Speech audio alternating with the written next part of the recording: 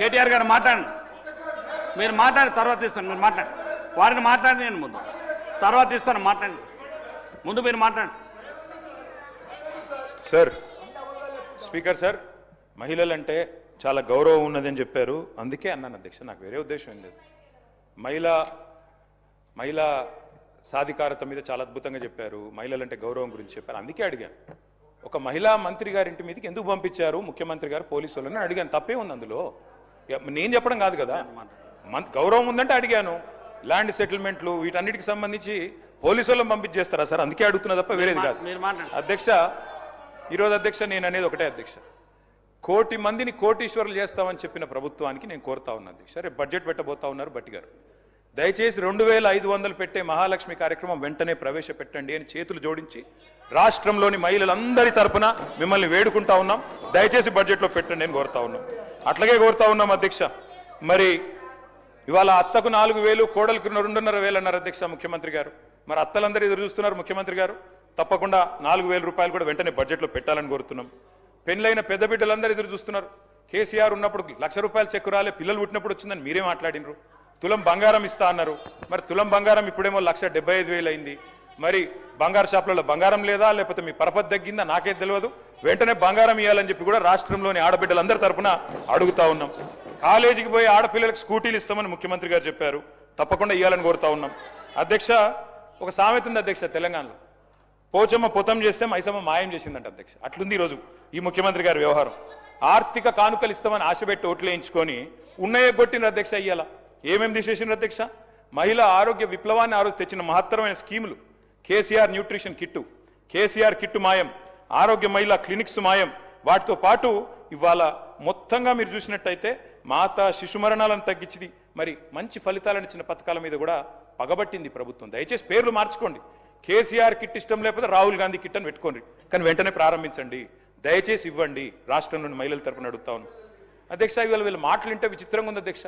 ఎన్నికలకు ముందు భట్టి గారు చెప్పారు, రేవంత్ రెడ్డి గారు చెప్పారు, చాలా విషయాలు చెప్పారు. ఆ రోజేమో అల్లావుద్దీన్ అద్భుత దీపం మాది ధనిక రాష్ట్రం అన్నారు. కానీ ఇవాళ మాత్రం గూట్లో గుడ్డి దీపం అని చెప్తున్నారు అధ్యక్ష.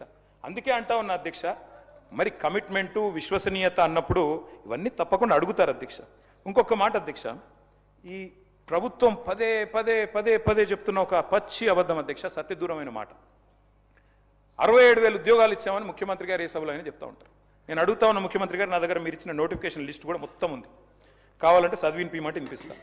మీ ప్రభుత్వం వచ్చినాక ఇచ్చిన నోటిఫికేషన్లు మొత్తం కూడితే ముఖ్యమంత్రి గారు, మీ ప్రభుత్వం వచ్చిన తర్వాత ఇచ్చిన మొత్తం నోటిఫికేషన్లు మొత్తం కూడితే మీరిచ్చింది కేవలం 11,921 ఉద్యోగాలు మాత్రమే.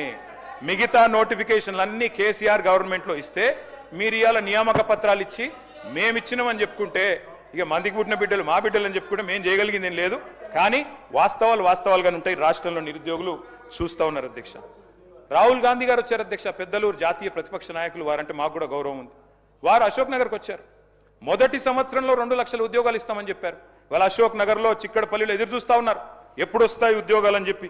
2 లక్షల ఉద్యోగాల విషయంలో, నిరుద్యోగ భృతి అని 4,000 రూపాయలు అని చెప్పిన విషయంలో 2 ఏళ్లు గడిచిపోయినాయి. 3వ ఏడాదిలో అడుగు పెట్టబోతా ఉన్నాం. ఎప్పుడు చేస్తారు? దయచేసి ప్రభుత్వం చెప్పాలని చెప్పి నేను కోరుతా ఉన్నా. అసెంబ్లీ సాక్షిగా పెట్టారు అధ్యక్ష జాబ్ క్యాలెండర్ అని. ఓ ఉత్తుతి క్యాలెండర్ ప్రకటించారు. ఇంతవరకు మీరు చెప్పిన క్యాలెండర్లోని హామీలు కూడా మీరు నిలుపుకోలేదు అధ్యక్ష. ఇంకా విచిత్రం ఏంటంటే ముఖ్యమంత్రి గారు చెప్తున్నారు అధ్యక్ష, వేరే రాష్ట్రాల్లోనేమో ఉద్యోగాలు వేయాలని ధర్నాలు జరుగుతాయి, ఇక్కడ మాత్రం ఉద్యోగాలు ఆపమని ధర్నాలు చేస్తున్నారని చెప్తున్నారు అధ్యక్ష. మరి దిల్సుఖ్ నగర్లో ధర్నా చేసేటోళ్ళు, చిక్కడపల్లిలో ధర్నా చేసేటోళ్ళు, ఈ రకంగా వ్యవహారం ఏదైతే ఉన్నదో అధ్యక్ష అందరూ అన్ని గమనిస్తూ ఉన్నారు. రాజీవ్ యువ వికాసం అని పెట్టారు. పోయిన సంవత్సరం జూన్ 2 అనుకుంటా ఇక్కడ అసెంబ్లీ జరుగుతూ ఉండే అప్పుడు రాజీవ్ యువ వికాసం అన్నారు. జూన్ 2కు ప్రారంభం అన్నారు, దండోరా వేసిండ్రు, కానీ ఇంతవరకు అతి గతి లేదు అధ్యక్ష. ఇక ప్రభుత్వ ఉద్యోగుల పరిస్థితి మీకు తెలిసిందే అధ్యక్ష. మీరే చెప్పారు, ఏం చెప్పారు? 6 నెలల్లో పీఆర్సీ వేస్తామన్నారు. 6 నెలల్లోనే. కానీ ఇంతవరకు 5 డిఏలు బాకీ ఉన్నారు, ఇంతవరకు అవి కూడా ఇవ్వట్లేదు. పీఆర్సీ అయితే 25 నెలలు అయిపోయింది, పత్తా లేదు. ఇక అడిగితేనేమో మన ముఖ్యమంత్రి గారు గొప్ప మాట అన్నారు అధ్యక్ష, అధిష్టానానికి 1000 కోట్లు ఇచ్చే సత్తా ఉందన్నారు. మరి 1000 కోట్లు అధిష్టానానికి ఇచ్చే సత్తా ఉన్న గౌరవ ముఖ్యమంత్రి గారు పాపం నిరుద్యోగులకు 4,000 సబ్జెక్టు కేటీఆర్ గారు సబ్జెక్టు మాట్లాడండి, కంక్లూడ్ చేయండి. మీ సమయం ఇచ్చిన సమయం కంటే ఎక్కువైతే మీరు కంక్లూడ్ చేయండి. అధ్యక్ష ప్రభుత్వ ఉద్యోగులమే పీఆర్సీ కోసం చూస్తూ ఉన్నారు. మరి రిటైర్డ్ ఉద్యోగులు రిటైర్మెంట్ బెనిఫిట్స్ కోసం ఆగమాగం అవుతా ఉన్నారు అధ్యక్ష. ఒకరిద్దరు కాదు అధ్యక్ష, 80 మంది చనిపోయారు అధ్యక్ష ఇప్పటి వరకు రిటైర్డ్ ఉద్యోగులు బెనిఫిట్స్ రాక.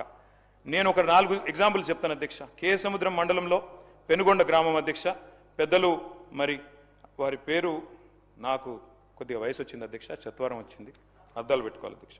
కంకల బీరయ్య గారు, వారు మరి డబ్బులు రావాలి, వారికి డబ్బులు రాలేదు, క్యాన్సర్ జబ్బుతో 43 లక్షల రూపాయలు రావాలి అధ్యక్ష, చివరికి మరి వైద్యం అందక మరణించారు అధ్యక్ష. ఖమ్మం జిల్లా